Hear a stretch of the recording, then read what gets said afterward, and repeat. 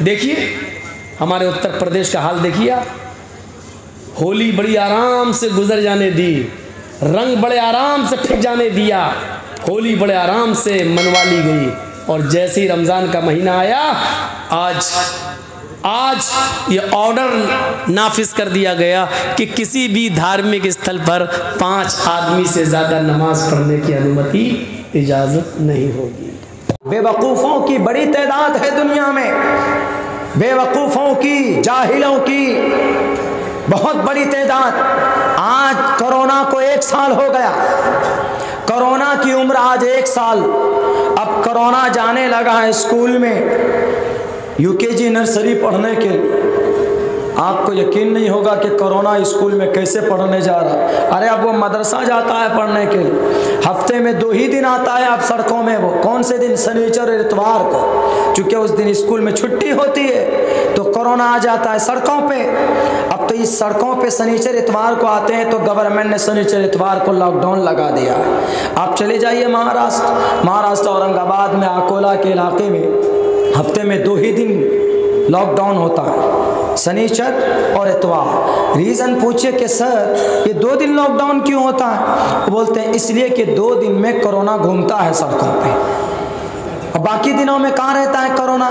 वो कहते हैं कोरोना 22 मार्च को ही तो जनता लॉकडाउन हुआ था, और 24 से बाज़ाब्ता, 22 को माँ के पेट में था, 24 को दुनिया में आ गया था, 24 तारीख को। तो अब 1 साल का हो गया है, तो कोरोना अब जाने लगा यूकेजी नर्सरी पढ़ने के लिए, तो हफ्ते में 2 दिन छुट्टी होती तो आ जाता है बाहर सड़कों में। इसलिए हम लोग महाराष्ट्र वालों ने हफ्ते में 2 दिन कह दिया कि भैया कोरोना 1 साल का हो गया है, और वो शनिचर के दिन पिकनिक मनाने आता है सड़कों पे, इसलिए शनिचर और इतवार को तुम लोग सड़कों पे नजर नहीं आओगे।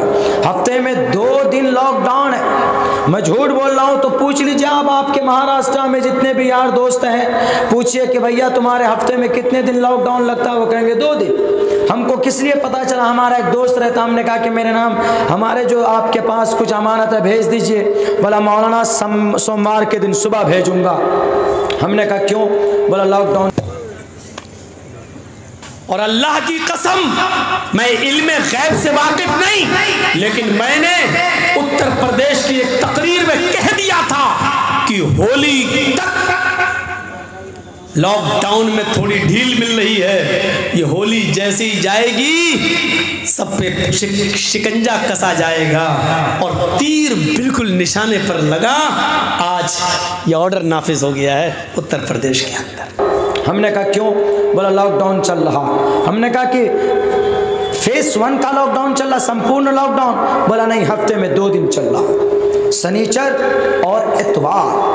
हमने कहा वाह, बाकी और दिनों में सोमवार, मंगल, बुध, जुमेरात, जुमा, इनमें? बोला इनमें लॉकडाउन नहीं है। हमने कहा क्यों?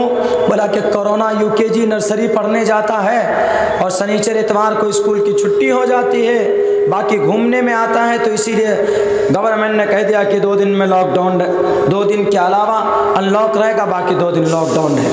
बेवकूफ़ों की देखिए एक जत्था, यानी समझ से बालातर कि 2 दिन कोरोना घूमता है तो 2 दिन लॉकडाउन, अब बाकी 5 दिनों में, 6 दिनों में अल्लाह। क्या कोरोना इतना अक्लमंद हो गया कि वो 2 ही दिन घूमता?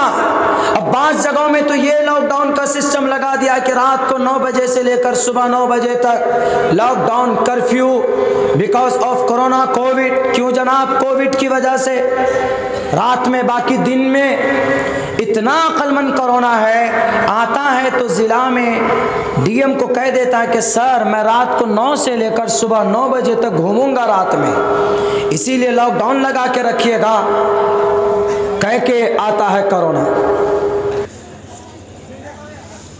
मेरा कल का प्रोग्राम होने वाला था दलकोला में, लेकिन कल ही फ़ोन कर दिया गया कि साहब परमिशन नहीं मिल रही है, कल का प्रोग्राम दलकोला का कैंसिल हो गया है।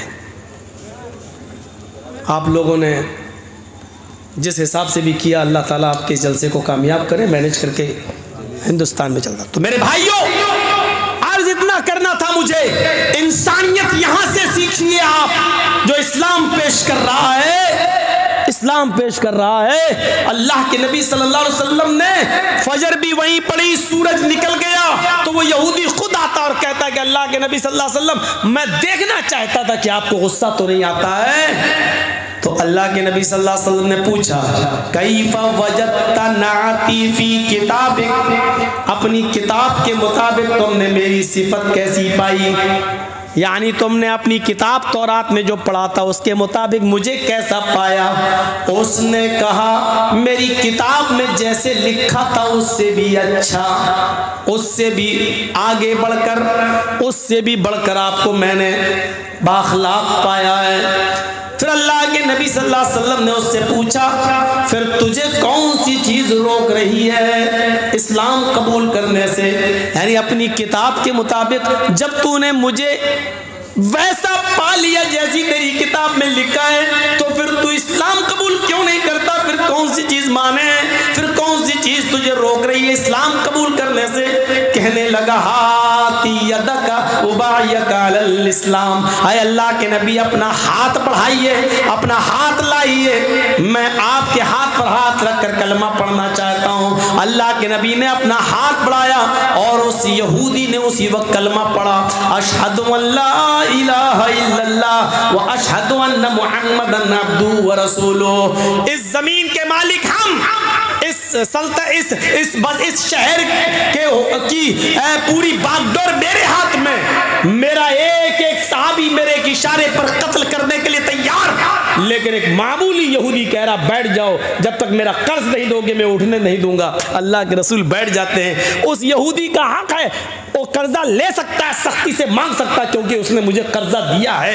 ये अलग बात है कि वक्त से पहले मांग रहा है, लेकिन उसने अपने कर्ज का मुतालबा किया है। अल्लाह के रसूल ने इंसानियत दिखाई, सब कुछ ताकत पावर सब कुछ होने के बावजूद भी आपने किसी साहबी से ये नहीं कहा, नहीं हजरत उमर बिगड़ने भी लगे, तेरी इतनी हिम्मत हमारे नबी को। अल्लाह के रसूल ने कहा, नहीं अरे उमर नहीं, वो मुझे कह रहा जो कह रहा तुमको नहीं, आप अपना काम करिए। आपने हजरत उमर फारूक को रोक दिया और खुद आप उसके साथ वैसा ही करते गए जैसा वो चाहता गया। इससे बड़ी इंसानियत, इससे बड़ा इंसानियत का दर्स, इससे बड़ा इंसानियत का पाठ, इससे बड़ा इंसानियत का सबक हमें दुनिया की कौन सी किताब में मिलेगा और कौन से पाठ और लेसन और सबक कहाँ मिलेगा। मेरे भाइयों आओ, कह के आता है कोरोना, क्या है ये पूरा मजाक बना के रखा हुआ। कोरोना का इलाज कुरान में अल्लाह तबारक व तआला ने 1450 साल पहले बताया। आओ कुरान का पैगाम अपनाओ, हाथ धो, वजू करो, औरतों को पर्दे में लाओ। क्या है कोरोना से बचने का रास्ता? हाथ धोना, मास्क पहनना, और बहुत बनाया था जनाब, सोशल डिस्टेंसिंग बनाओ, अलग अलग करो। ये क्या है? ये CAA कानून का अल्लाह के तरफ से अजाब है। तुमने कहा था कि मुसलमानों को अलग कर दो, अल्लाह ने ऐसा किया कि तुमको तुम्हारी बीवी से अलग कर दिया कोविड की, कोरोना की वजह से। इस कुरान पर एतराज करने वालों, you are unable to success in the world, दुनिया के अंदर तुम कामयाब नहीं हो सकते। हमारे कुरान से त्योहार बनाते हो। 26 तारीख को एक बहुत बड़ा त्योहार, कहां से निकाला गया वो त्योहार? कुरान से निकाला गया। कैसे? 29 तारीख में 26 ऑफ मार्च में एक त्योहार है, एक बहुत बड़ा मेला लगेगा। उसकी हकीकत अगर आप देखेंगे तो आपको बड़ा ताज्जुब होगा। होली आने वाली है, होली के अंदर हिंदू भाई अलग एतबार से, अलग अलग तरह से पूजा पाठ करते हैं, रंग देते हैं लोगों को। आपके झारखंड के अंदर शराब भी पीते हैं, बिहार के अंदर तो शराब अलाउ नहीं, बंगाल में भी शराब पीते हैं, लेकिन होली खेलते, रंगोली खेलते हैं, सड़कों के ऊपर लोगों को परेशान करते हैं। ये वाकया कहाँ से लिया गया बहुत सारे लोगों को मालूम नहीं, ये कुरान से निकाला गया। हजरत इब्राहिम के वाकये से बिल्कुल निकाल कर मिर्च मसाला लगाकर लोगों के सामने पेश किया। कैसा क्या हुआ था, होली जिसका वजूद होता आपको फिर मैं बताऊंगा, कुरान से कन्वर्ट और कुरान से जाकर ज्वाइन करके बताऊंगा, फिर आपको बताऊंगा कि सही वाकया क्या था। मेरे भाइयों, आप सब जानते हैं हमारे इस धरती पे एशिया महाद्वीप में हमारे हिंदू भाई बड़ी तादाद में होली मनाते।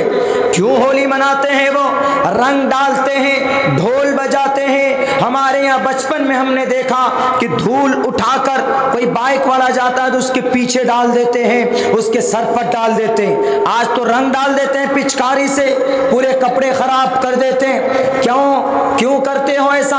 हमारा होली है, हम होली मनाते हैं। मेरे भाइयों, मेरे साथियों, मेरे हिंदू भाइयों को यह पैगाम मिलनी चाहिए, आपका होली सही आदेश देता है, और आपकी इस होली को जहां से निकाला गया उसके मंबा और मखरज को देखेंगे तो आपको यकीन नहीं होगा कि कितनी स्ट्रगल की गई थी उस जालिम बादशाह के सामने, अपने जान को हथेली पर रखकर इस्लाम के पैगाम को, कुरान के पैगाम को, तौहीद के पैगाम को पेश किया गया था।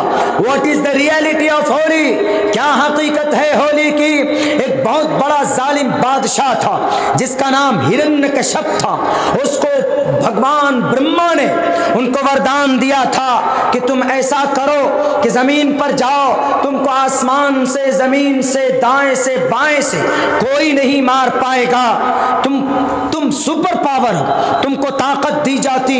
तो हिरण्यकश्यप आया और सबको कहा कि लोगों मेरी पूजा करो, मेरी भक्ति करो। जैसे आज जमीन पर बहुत सारे लंबी लंबी बड़ी बड़ी टोपियां, बड़े बड़े टखने से नीचे शलवार और जनाब बड़े बड़े बाल रख लेते और कहते हैं कि छोड़ो कुरान को, छोड़ो अहादीस को, हमारे कदमों के नीचे सर झुकाओ, you will be enter the paradise. क्यों? तुम्हारे अब्बा का है पैराडाइज जो तुम चाबी लेकर भेज दोगे कि जाओ जन्नत में। जब तक कुरान को नहीं मानोगे, जब तक शरीयत को फॉलो नहीं करोगे, you can't be a completely Muslim, you are helpless. आप सच्चे मुसलमान नहीं बन सकते, आप मुसलमान नहीं बन सकते, मोमिन नहीं बन सकते जब आप नमाज नहीं पढ़ेंगे, जब आप शरीयत को नहीं मानेंगे, जब आपका एतकाद कुरान पर नहीं होगा।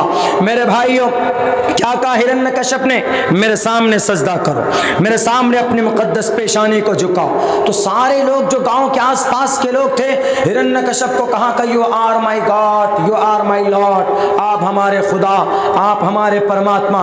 उनकी भक्ति करने लग गए, उनकी पूजा करने लग गए। तो उनके घर के अंदर उनका